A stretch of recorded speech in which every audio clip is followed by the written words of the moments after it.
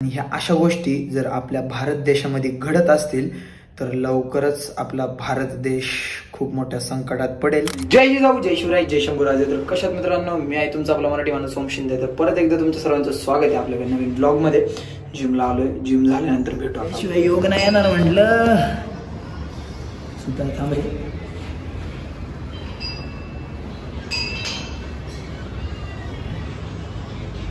मागाशी तुम्हाला म्हटलं यार तुम्ही गेले विनय त्यांच्या सोबत आले असते। हा कॉलेजचे कपडे घालले नाही, घरी जाऊन आले ते आणि बाकीचे कॉलेजचे कपडे।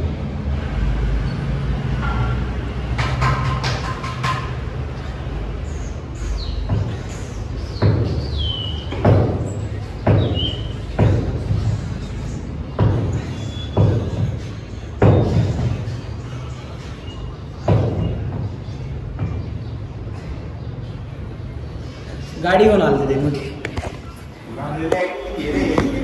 तो वाईफ देते रे, वाईफ देते ते सांग काही विषय।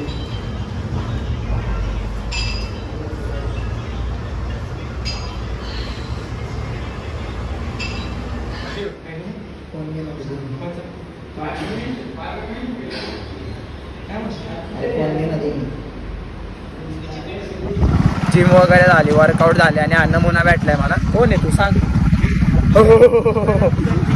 याला इथून तिथं सायकल न्यायला गाडीला लिफ्ट आहे हा। दोघंच ट्यूब ट्यूब निघाली होती म्हणून वरत कोल्हे वाला, वरत कोल्हे म्हणतात त्याला। शाळेजवळ अभ्यास बिभ्यास कर आणि बिंदास, तू घाबरू नको। कोण काय बोललं तर मला सांग, पोरं वाढव बिडव बोलतं त्याला जरा। ब्लॉग बी बघतो जरा नाही का, आहे जरा वेगळा विषय। जलने वालो की दुआ कसं आहे माहिती का, बघू आता ते काम आहे आज आणि त्या टॉपिकवरती 100% बोलणार आहे। तो टॉपिक क्लिअर करून टाकतो आज मी नाही का। आता जरा जातो, बघू मग काय होतं। तर मित्रांनो जरा हे 2 दिवस आहेत ना, खूप अनस्टॅबिलिटी झाली आहे आपल्या ब्लॉग्समध्ये। तर मी तुम्हाला बोललो होतं की मला एक इम्पॉर्टंट गोष्टीवरती बोलायचं आहे तुमच्यासोबत।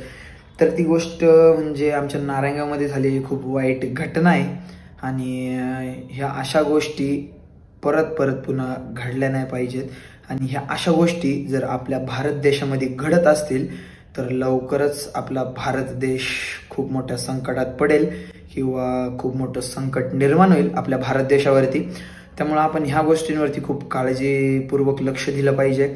आणि मला काय लोक बोलतात काय ते मी तुम्हाला ॲट द लास्ट सांगतो।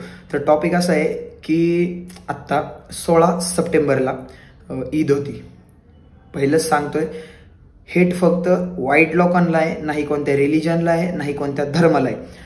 तर 16 तारखेला ईद होती आणि आपले गणपती बाप्पाचा जो टाईम पिरियड चालू होता तेव्हा, आणि आपलं 17 तारखेला विसर्जन होतं। तर आमच्या नारायणगावमध्ये मग स्टेज वगैरे होते, त्यामुळे मग ती रॅली म्हणजे ह्या ईदला आपली जशी रॅली निघती तशी त्यांची रॅली निघती आपल्या मुस्लिम भावांची। तर मग ती रॅली वगैरे निघाली होती, सगळं एक त्यांचं ते होतं घोषणा वगैरे आपण जसं देतो सगळं त्यांचं चालू होतं। तर ही घोषणा आपण कसं आहे एक नोटीस केली। मी तुम्हाला एक व्हिडिओ प्ले करतो, त्या व्हिडिओमध्ये तुम्ही 2 गोष्टी नोटीस करा। एक तर ते जे बाजूचं आहे ते आपलं राम मंदिर आहे आणि जो ध्वज तुम्हाला दिसतोय यांनी डायरेक्ट आपला भारताचा ध्वज बदलून टाकला। तर आपला भारताचा ध्वजवरती जो सफेद जो मध्ये कलर असतो, शांतीचं प्रतीक आहे ते ह्या 2 धर्मांमध्ये। तर तिथं आपलं एक अशोक चक्र असतं, तर त्या अशोक चक्राच्या ऐवजी त्यांनी त्यांचं डायरेक्ट तो जो अर्धा चंद्र असतो तो त्यांनी लावलेला आहे तिथं। म्हणजे हे कितपत बरोबर आहे मला तुम्ही कमेंट करून नक्की सांगा। म्हणजे आज त्यांची हिस्ट्री काही पण असू दे किंवा त्यांचं रिलिजन जे काय असेल ते प्रोग्राम त्यांचा जे काय असेल ते काही पण असू दे, पण मला फक्त एवढंच म्हणायचं आहे की भारताचे ध्वज बदलणारे हे कोण, भारताचा नक्षा। तर मग यांची दानत एवढी दानत असेल की ते भारताचा ध्वज बदलून हे करतात ते। तर हे ऑफिशियली आपल्या नारायणगावचा जो बजरंग दलचा ग्रुप आहे त्यावरती सुद्धा आलेली आहे व्हिडिओ। इंस्टाग्रामवरती आपल्या नारायणगाव बजरंग दलाचं पेज आहे, त्याला फॉलो करा। तिथं सुद्धा ती व्हिडिओ आलेली आहे की बजरंग दल बोलले की यांच्यावरती काहीतरी कारवाई म्हणजे पोलीस स्टेशनमध्ये आपल्याला कंप्लेंट करायला हवी। आणि मेन म्हणजे दुःखद गोष्ट म्हणजे अशी की तुम्ही बघू शकता की बाजूलाच पोलीस उभे आहेत, त्याच्यावरती त्यांनी काही केलं नाही। माझं काय म्हणणं आहे फक्त हे चुकीचं आहे की तुम्ही डायरेक्ट ध्वज बदलून एवढं सगळं हे करताय। तर ह्या गोष्टीवरती लक्ष दिलं पाहिजे प्रशासनाने. आणि मला खूप लोक पण बोलतात की तू एवढ्या कमी एजमध्ये एवढा धर्माचा स्टँड घेतोय, मग इन फ्युचर तुझी लाईफ खूप स्पॉईल होईल. कारण की ह्या गोष्टींमध्ये जर कोणी काटा धरला तुझ्यावरती तर तुझी पूर्ण लाईफ स्पॉईल होऊन जाईल. आणि कसं आहे, मी पॉलिटिकली बोलतो किंवा काय बोलतो, जे काय असेल ते कोणी पण काटा धरू शकतं, पूर्ण लाईफच्या धज्जिया उडून जातील, मला बरेच लोक म्हणतात. कारण की माझी एज पण कमी आहे आणि अजून व्ह्यूज कमी येतात ते, म्हणून मला काही त्याचा इफेक्ट जाणवत नाही. सगळं खरं आहे मित्रांनो, पण हा ओम शिंदे आहे ना, धर्माच्या गोष्टी करण्यासाठी जन्म घेतला आहे. आणि किती वाईट गोष्टी झाल्या ना माझ्यावरती, मी धर्माच्या गोष्टी करायला थांबणार नाही.